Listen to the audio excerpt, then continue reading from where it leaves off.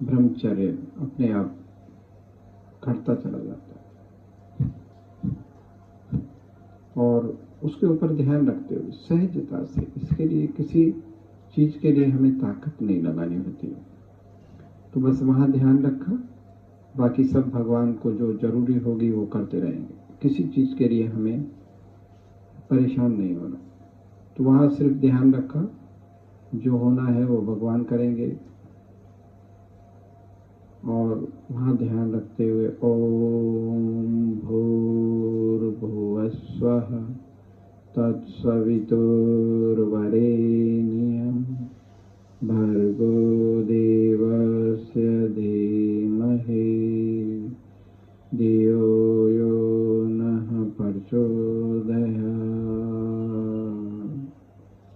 ऐसी 11 बार भी आहुति दे सकते हैं। आज आपको एक बार सिखा देते हैं। हमारे शरीर के अंदर 8 चक्र होते हैं। 8 चक्रों का जब शोधन होता है तो हमारे शरीर के अंदर अत्यंत शक्तियों का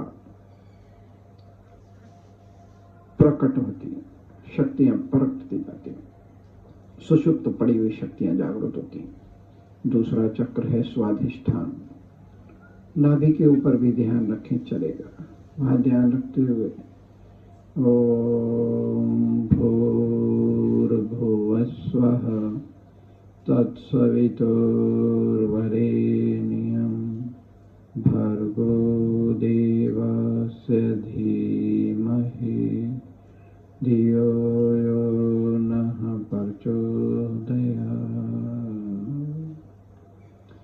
स्वाधिष्ठान चक्र जागृत होते ही हमारे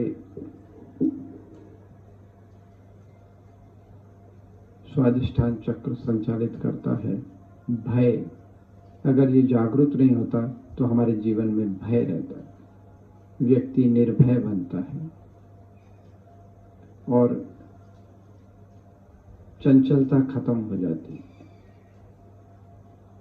निश्चल मन बन जाता है। नाभि चक्र के ऊपर ध्यान रखना हमारे ऋषि मुनियों ने सबसे ज्यादा महत्व बताया इसका। यहीं से हम पैदा होते हैं, जब यहाँ से दूर हो जाते हैं तो हम तनाव में जीते हैं। सदैव नाभि चक्र के ऊपर ध्यान रख के ज्यादा समय ध्यान करना चाहिए। फिर इसके ऊपर मणिपुर चक्र आता है। मणिपुर चक्र के ऊपर ध्यान करते हैं तो हमारा डाइजेस्ट सिस्टम बहुत हेल्थी हो जाता है, आंतों को बल मिलता है, शक्ति मिलती है। तो भले ही कपालभाति करते करते भी अंदर अंदर मंत्रों का जप कर सकते हैं, और फिर गायत्री मंत्र भी कर सकते हैं। ओम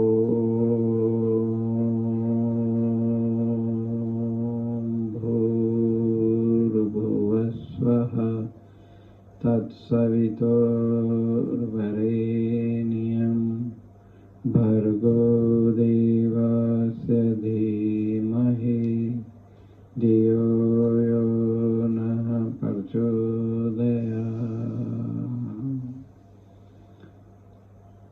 चौथा चक्र अनहद, हृदय के ऊपर।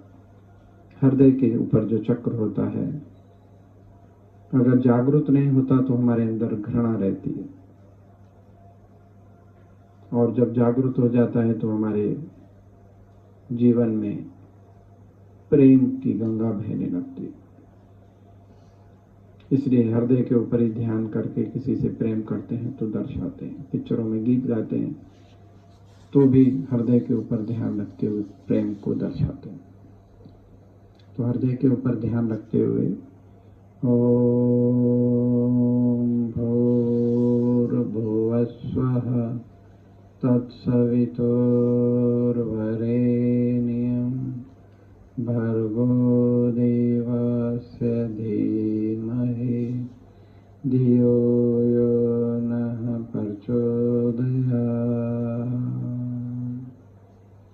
फिर उसके बाद 5वां विशुद्धि।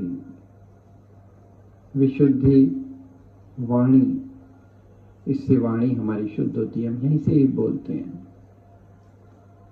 वाणी इतनी पवित्र हो जाती है, इतनी शुद्ध हो जाती है कि हम जो भी सोचते हैं हम जो भी बोलते हैं वो सत्य घटित हो जाता है। जैसे बड़े बड़े महान ऋषि जो भी सोचते हैं वो धरती पर हो जाता है। महाराज जी ने जो सोचा कि घर घर तक योग पहुंचाएंगे तो पहुंच गया।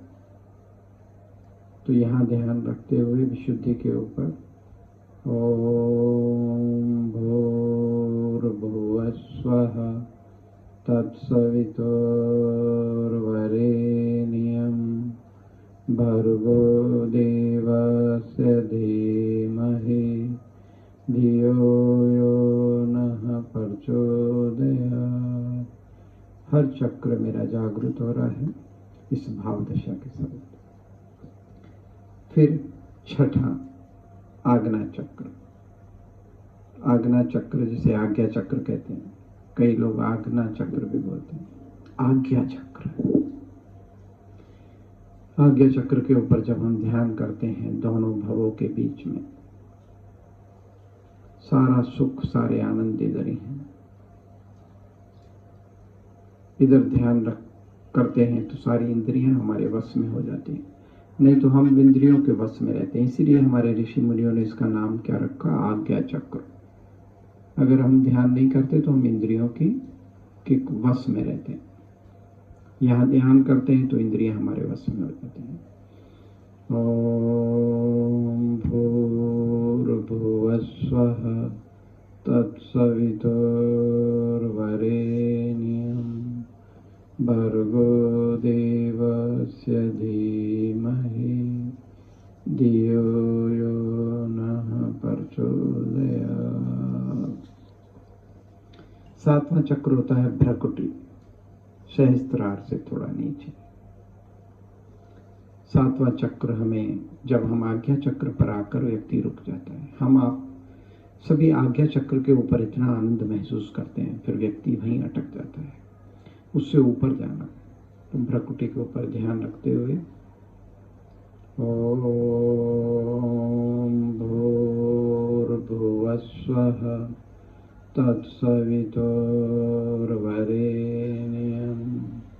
भर्गो देवस्य धीमहि धियो यो नः प्रचोदयात्।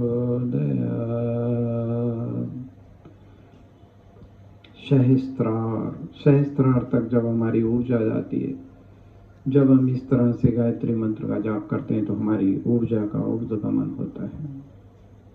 सहस्त्रार में जाते ही हम समाधिस्थ हो जाते हैं। ओम भूर्भुवः स्वः तत्सवितुर्वरेण्यं भर्गो देवस्य धीमहि धियो यो नः प्रचोदयात्। ओम